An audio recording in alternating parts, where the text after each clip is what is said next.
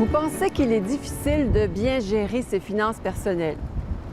Oui, en effet, mais c'est possible en maintenant de saines habitudes financières.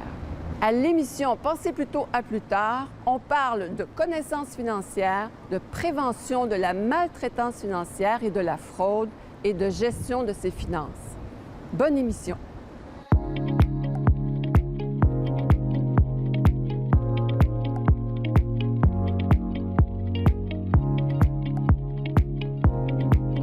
Isabelle, en débutant, on parle de littératie financière. C'est un bien grand mot, mais ça veut dire quoi au juste? Mais dans le fond, le concept de littératie financière, c'est d'avoir les connaissances, les compétences et aussi la confiance en soi pour prendre des décisions financières responsables. On ne devient pas expert en finance, mais ça nous permet de faire des choix éclairés vraiment en fonction de nos besoins. C'est comme apprendre à lire et à écrire. Donc, la littératie financière, ça sert à ça. Donc, il y a des avantages à avoir une bonne littératie financière. Effectivement, les avantages d'avoir une connaissance financière sont quand même nombreux, ne serait-ce que de faire bon usage de nos revenus, mais ça nous permet également de faire un budget, de suivre son budget, ça nous permet de connaître les programmes de régime de retraite privé, public. Ça peut nous permettre également de bien s'informer sur les crédits d'impôt auxquels on pourrait avoir droit, de connaître par exemple quel pourrait être l'impact de retrait REER si je reçois du supplément de revenu garanti. Donc, de bien comprendre les assurances. Donc, d'avoir ces connaissances-là et ces compétences de base nous permet de bien être au courant de nos affaires. Est-ce que c'est nécessaire à ce moment-là d'aller vers un professionnel pour nous aider dans notre gestion financière? Bien, il est toujours préférable d'aller vers un professionnel. La majorité des institutions financières mettent à la disposition plusieurs professionnels qui peuvent vous aider dans votre planification financière. Si vous faites vos propres recherches, assurez-vous que le professionnel soit autorisé par l'Autorité des marchés financiers, qu'il soit également transparent quant à sa rémunération, qui vous informe sur les services qu'il peut offrir et également qu'il soit bien au courant de votre situation financière et de vos besoins. Maintenant, si je n'ai pas les moyens d'aller vers une ressource professionnelle, est-ce que j'ai d'autres modes ou sources d'informations fiables pour prendre des bonnes décisions? Il y a effectivement différents sites. On peut penser par exemple à Éducalois qui offre quand même des guides qui peuvent être imprimables sur différents sujets. On parle ici de mandat de protection, de succession, de budget, de finances. Donc, on peut avoir accès à ces guides-là. Il y a l'Autorité des marchés financiers qui offre également des outils d'éducation financière sur plusieurs thèmes comme la planification à la retraite, les investissements, la détection de la fraude. On peut suivre ça en ligne, j'imagine. On peut aller en ligne, regarder ces outils-là. Et il y a d'autres endroits, là, il y a le Protégez-vous aussi qui offre souvent des guides sur comment faire son budget, qui donne beaucoup d'informations sur la planification à la retraite. Et évidemment, il y a Pensez plutôt à plus tard sur le site Internet où on donne plusieurs informations. Et si vous souhaitez, il y a toujours la possibilité de suivre les ateliers. La question des finances, c'est pas trop mon premier domaine. Mais forcément, il faut, quand on a des projets, il faut passer ça. Alors, j'ai, disons, des ressources auxquelles je peux me référer pour me conseiller, me guider. Alors, ça serait à peu près ma réalité. Puis je prends mes décisions en fonction de ça. Moi, je suis nulle. Un gros zéro. Mais si je me fie au conseil que me donne la représentante ou la personne qui s'occupe des comptes de banque à la caisse, ça va très bien, merci avec elle. Mais moi, là, j'ai toujours dit en face que 2 plus 2, ça fait 5. Alors, je suis toujours dans le rouge. Je dirais 8. Je pense que au niveau qu'on est rendu, à l'âge qu'on est rendu, puis ce qu'on a fait et ce ce qu'on a présentement, je pense que 8 serait une bonne réponse. On aime bien prévoir à l'avance, beaucoup. Ça fait que on ne prendra pas de risque si on n'est pas certain de ce qu'on veut faire puis ce qu'on peut faire avec ce qu'on a présentement. Je peux peut-être ajouter que Serge a la compétence plus grande que moi pour la planification, parce qu'il a planifié à long terme vraiment là, la retraite. Tandis que moi, je ne serais pas rendu aujourd'hui où on en est. Puis les résultats donnent. Aujourd'hui, on a de bons résultats pour les placements qu'on a réussi à faire. Bon, à peu près 5 ans, je dirais que j'ai quand même assez surveillé mes finances tout le temps de ma vie, mais je ne suis pas comptable de formation et je n'ai pas nécessairement prévu tant que ça ma retraite. Je m'aperçois, j'approche de l'âge de ma retraite, que je n'ai pas été très réaliste quand j'étais plus jeune sur ce qui arriverait quand je serais à la retraite et que mes revenus baisseraient considérablement. Fait que je vais avoir un exercice à faire dans les prochains mois pour voir comment je vais planifier tout ça correctement, mais je vais quand même aller chercher des expertises pour m'aider dans ça. Est-ce qu'on peut prévenir la maltraitance financière et comment on peut le faire? On peut certainement la prévenir, mais la première chose à faire, c'est de savoir de quoi on parle. Alors, le plan d'action gouvernemental est sorti à la mi-juin 2022 et la définition de la maltraitance financière qui est donnée, c'est une obtention ou une utilisation frauduleuse, illégale, non autorisée ou malhonnête des biens ou des documents légaux de la personne, une absence d'information ou de la mésinformation financière ou légale. Donc, on se rend compte que ça couvre beaucoup, là. Ça couvre pas juste l'argent, ça couvre les biens et ça couvre aussi tous les papiers légaux. Les informations liées à ça qu'il faut donner à la personne dont on prend soin, finalement. Tout à fait. Donc, il y a des responsabilités de la part des professionnels, il y a des responsabilités de la part des proches, mais on suggère aussi fortement aux aînés de garder à jour une certaine connaissance de leurs biens, de leurs avoirs et de leur gestion. Et qui est plus susceptible d'être victime de fraude ou de maltraitance financière? C'est sûr que nous, à Dira Estrie, les demandes qui nous sont faites, je vous dirais que majoritairement, ce sont des femmes âgées de 70 ans et plus, mais on est capable quand même de constater certaines caractéristiques communes, autant chez les hommes que chez les femmes. On pense par exemple à des personnes aînées, isolées, seules, pas de famille. Ou s'il y a une famille, des fois, c'est une famille qui est dysfonctionnelle. Souvent, ce sont des personnes aînées qui ont des enfants avec des problèmes de santé physique, mentale, problématiques de consommation de drogue, jus compulsifs, problèmes financiers. On va constater aussi des personnes aînées veuves depuis X nombre d'années et qui ont un grand besoin d'attention, de tendresse, d'affection, avec beaucoup de belles valeurs de partage, d'entraide, de générosité qui peut malheureusement les amener à développer une trop grande confiance envers autrui. Et ça les amène à être... Ça peut les amener difficilement à mettre leurs limites puis à dire non aux demandes qui leur sont faites. Est-ce qu'on peut donner des exemples concrets de maltraitance financière? Mais c'est sûr qu'en termes de réception de demandes qui nous sont faites, ça regarde beaucoup des personnes aînées qui se font avoir par un membre de la famille. Souvent, l'enfant qui a une problématique de consommation va nécessiter d'avoir de l'argent pour acheter sa consommation. Donc, il va voir son parent pour obtenir de l'argent. Et là, tout s'enchaîne, demandes répétitives et conséquences désastreuses. Mais ça peut aussi être des gens qui sont sous un régime de protection et qui demandent, dans le fond, à recevoir des soins. Et les mandataires n'offrent pas nécessairement les soins adéquats ou ne leur procurent pas nécessairement tous les biens dont ils ont besoin. Fait que ça peut résumer aussi à ça, là. Maintenant, on sait qu'il y a un plan gouvernemental pour lutter contre la maltraitance et je crois que vos recherches, Mme Beaulieu, ont fait partie de la proposition. En fait, le mandat qui m'a été donné, ou qui a été donné en fait à la chaire dont je suis la titulaire, ça a été d'écrire l'état des connaissances.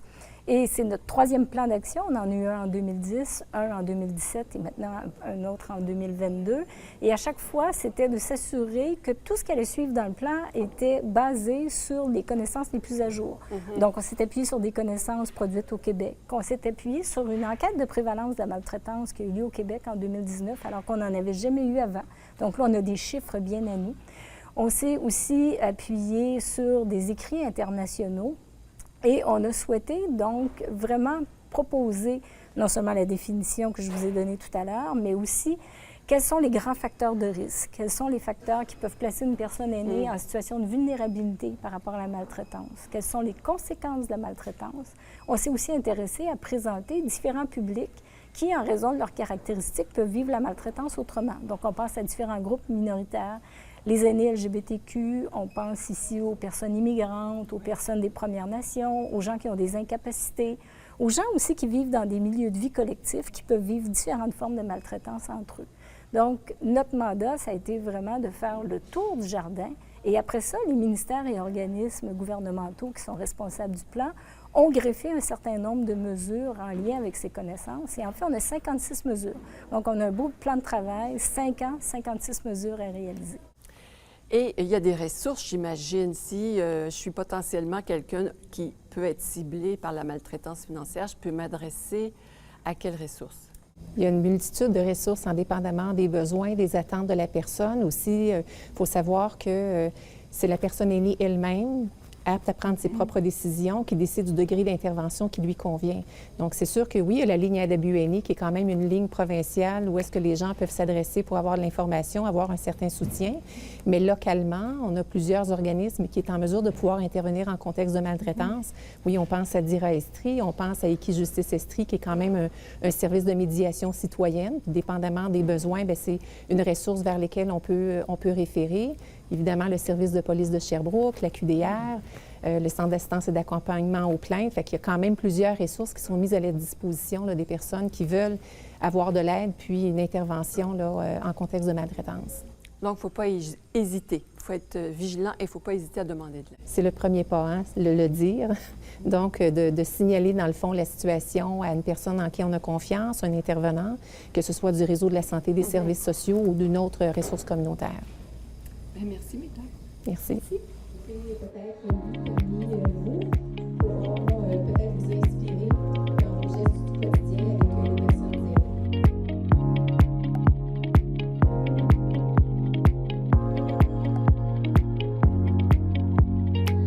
Mesdames, si on a de bonnes connaissances en matière financière, de bonnes compétences, est-ce qu'on est à l'abri de la fraude? En fait, personne n'est à l'abri de la fraude. Certaines personnes peuvent être visées par les fraudeurs avec leurs avoirs accumulés, d'autres par leur vulnérabilité ou tout simplement on se fait avoir par les stratégies utilisées par les fraudeurs. Donc non, personne n'est à l'abri de la fraude, même pas les personnes aînées. Je dirais même que c'est le crime de l'heure.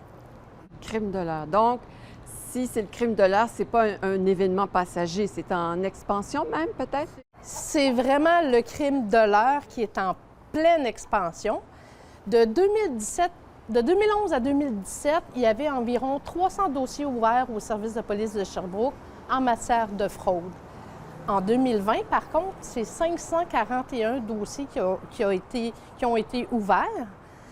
Et si on consulte le Centre antifraude du Canada, on constate qu'en 2020, il y a eu des pertes financières reliées à la fraude pour 184 millions. Et imaginez-vous donc qu'en 2021, c'est 380 millions reliés aux fraudes. Madame Lévesque, est-ce que les fraudeurs ont des moyens spécifiques pour actualiser leur fraude? Je vous dirais qu'il y a 3 grandes familles de moyens. À votre porte, au téléphone et sur Internet. Est-ce que vous pouvez donner des exemples concrets? Oui, tout à fait. On frappe à la porte, vous offrir des services qui sont soit bâclés de mauvaise qualité ou tout simplement non exécutés. Par téléphone, la célèbre fraude grands-parents qui peut porter à éteindre, mais d'autres façons est en pleine expansion. On nous demande toujours quelque chose, une réponse rapide hein, dans les fraudes téléphoniques? Tout à fait. Mais Tout à dis-moi, fait. Nicole, justement, avec mon cellulaire, par texto, je reçois à l'occasion un texto de mon institution bancaire qui me dit qu'il y a des activités bizarres sur mon compte ou un texto de Revenu Canada disant que j'ai un remboursement non réclamé. Est-ce que c'est une fraude? Oui, c'est souvent une fraude. Et quand on détecte ça, c'est important de transférer à code 7726 pour les textos. On retient ça. Et par Internet, c'est quoi? Quel moyen concret? Exemple concret? Tous les moyens sont bons. Faux concours, fausse inscription. On vous demande une action pour inscrire, valider vos informations personnelles qui seront utilisées ultérieurement. La fameuse fraude amoureuse qui peut s'étaler pendant des années de temps et qui s'avère une arnaque en bout de ligne. Je suis victime d'une fraude. Est-ce que j'ai des actions à poser? Est-ce que je porte plainte? Oui, si vous avez subi des pertes, c'est important de porter plainte auprès de votre service de police locale. Et si vous n'avez pas été prise parce que vous avez été fine renarde, alors c'est important quand même de signaler le cas au Centre antifraude du Canada. OK, comme ça aide les autres personnes à ne pas se faire prendre. Tout à fait. C'est OK. un service qui répertorie toutes les formes de fraude. On en revient pour être très concrète. Quelles précautions je devrais prendre ou tout le monde devrait prendre pour éviter la fraude? Et il faut savoir qu'il faut faire bien attention avec nos données et nos informations personnelles. On ne divulgue pas nos informations personnelles comme notre date de naissance, notre numéro d'assurance sociale, notre NIP ou code secret, notre numéro de carte de crédit à n'importe qui, dans n'importe quelle circonstance. On valide d'abord, j'imagine. Oui, c'est une méthode simple à utiliser, le feu de circulation. Lumière rouge, j'ai quelque chose qui arrive, qui me demande une action, qui me fait miroiter un gain important, une perte importante et un sentiment d'urgence. J'allume mon feu jaune, je valide et je réfléchis avant de passer au vert et de m'exécuter. Quelles sont les ressources auxquelles on a accès pour se prémunir contre les fraudes? Sur le site du Centre antifraude du Canada, on peut voir l'ensemble des fraudes répertoriées au Canada depuis la dernière et les dernières années. Il y a aussi un site, surtout au niveau d'Internet, françoischaron.com, qui est une mine d'or d'informations au sujet de la fraude. Ça, c'est complètement gratuit, là. Complètement gratuit. Bien, merci, mesdames, pour cette entrevue fabuleuse et non pas frauduleuse. Vous savez, un fraudeur peut faire une multitude de victimes, mais une multitude de victimes peut contrer plusieurs fraudeurs. Tantôt, on pourra peut-être parler un petit peu plus de tirage, mais s'il vous plaît, au quotidien. Isabelle Guérard de la QDR de Sherbrooke. J'ai pas des grosses finances, mais j'ai ce qu'il faut pour vivre. Alors, je vais consulter, mais aux proches aussi, j'ai des gens qui peuvent me refléter des choses et c'est utile pour moi. Ça m'éclaire. Je vais à la caisse ou si c'est pas très, très important, je peux me fier soit à une personne, à un ami, une amie, un parent, mon frère, les personnes proches, quoi. Nous avons un planificateur financier qui nous aide énormément. C'est surtout notre planificateur financier à qui on a confiance. Bien, dans un premier temps, la personne qui fait ma comptabilité, elle me donne quand même des bons conseils. Puis ça fait quelque temps qu'on commence à planifier la retraite. Donc, elle m'avait dit de faire certaines actions concernant l'argent à mettre de côté, les REER et ces choses-là. Et récemment, j'ai vu une conseillère financière qui, elle aussi, m'a indiqué des choses à faire au cours des prochains mois puis des prochaines années. Fait que c'est vers ces personnes-là que je suis allée chercher l'expérience et l'expertise que moi, j'avais pas pour faire ça adéquatement. Moi, comme un propriétaire d'une usine, quand j'ai retraité, j'ai placé mon argent avec un groupe ici, puis il y a le conseiller financier qui m'aide, puis à part de ça, je parle avec des amis, puis j'ai d'autres informations que je prends avant que je prenne la décision concernant les finances. Puis...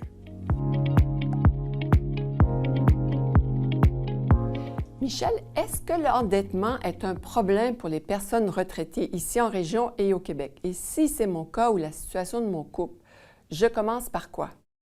Oui, bien, la question est bonne. En effet, chez les aînés, chez les 65 ans et plus, là, les dernières statistiques qui ont sorti en 2016 au niveau de l'endettement des Québécois, la population des 65 ans et plus est la plus touchée. C'est dans ces âges-là qu'il y a eu une montée fulgurante, autant des faillites que des propositions de consommateurs. C'est 48 d'augmentation des taux de faillite et propositions de consommateurs là, chez les 65 ans et plus. Et si c'est ma situation ou celle de mon couple, je commence par quoi? Ah, bien, le bon vieux budget est l'outil idéal pour mettre à jour, voir plus clair dans la situation. Donc, rentrer les revenus, les dépenses, s'il y a une situation d'endettement particulièrement préoccupante, il faut tout rentrer. À chaque fois que ça sort, qu'on met la main dans nos poches, qu'on utilise plus l'argent plastique de nos jours, que ce soit inscrit dans la grille budgétaire pour avoir le portrait clair. Quelle est la situation actuelle? Donc, pour prendre la photo la plus exacte possible de la situation budgétaire actuelle. C'est la première étape. Donc, je suis devant mon portrait budgétaire, ma situation financière est claire, colonne revenus, colonne dépenses. C'est assez équilibré ou ça va pas bien mon affaire. Je fais quoi? Oui, bien après avoir tout rentré, s'assurer qu'on met autant les dépenses mensuelles, les dépenses annuelles, qu'on néglige parfois à l'entretien de la maison, la voiture, vacances, vêtements. Donc, des dépenses qui peuvent être importantes, mais qui ne reviennent pas souvent.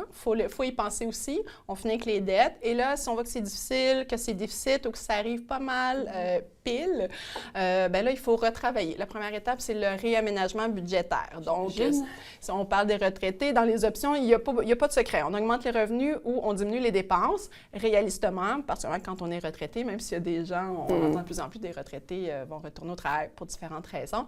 Bien, on réajuste. Est-ce qu'on peut juste diminuer les dépenses pour se permettre d'avoir plus de liquidité pour accélérer le remboursement des dettes, s'assurer d'être capable aussi de faire le paiement de nos différentes dettes.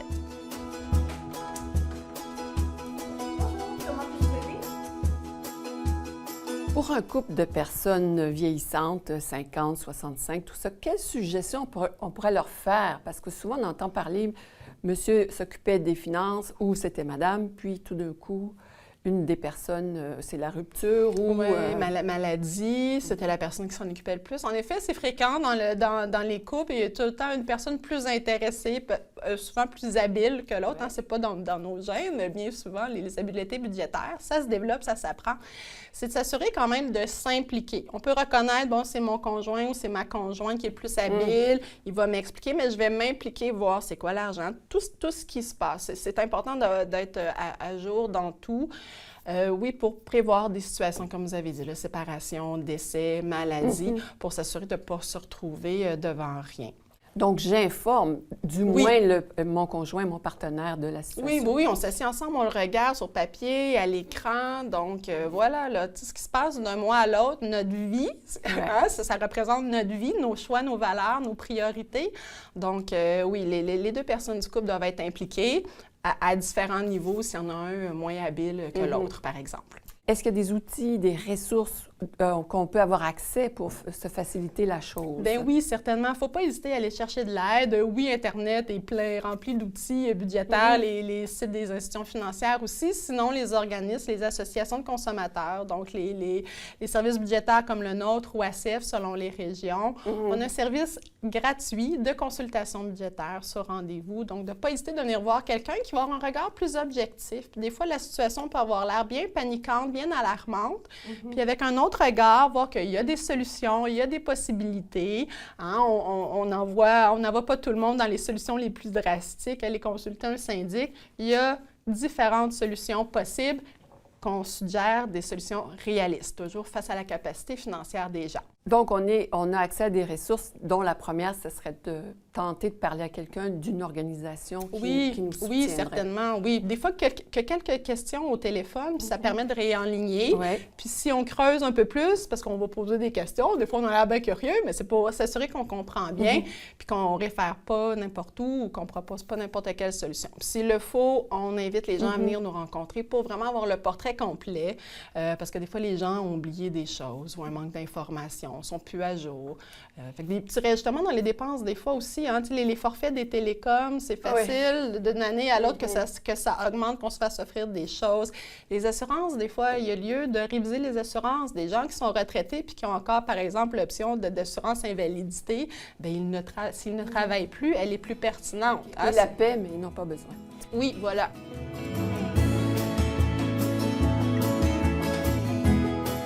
Là, on est actuellement dans les bureaux, dans vos bureaux. Oui.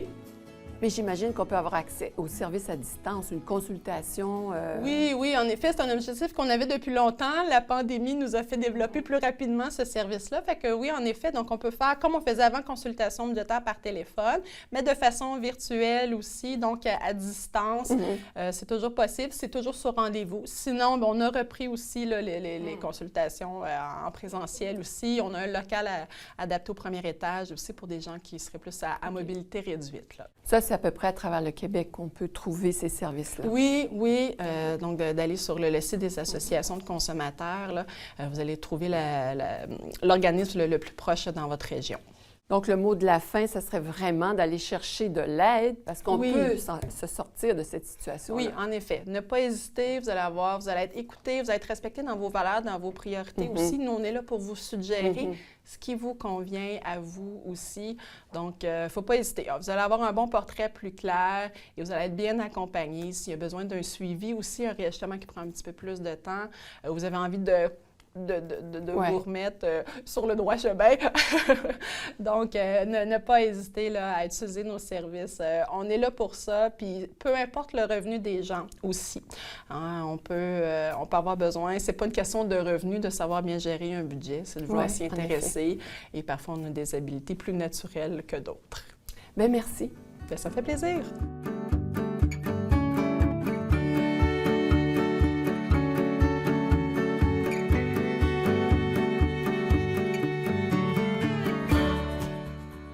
Un grand merci d'avoir été des nôtres. Notre prochaine émission à ne pas manquer, Mon Chez Moi demain. Sur ce, l'équipe de Pensez Plutôt vous dit à plus tard.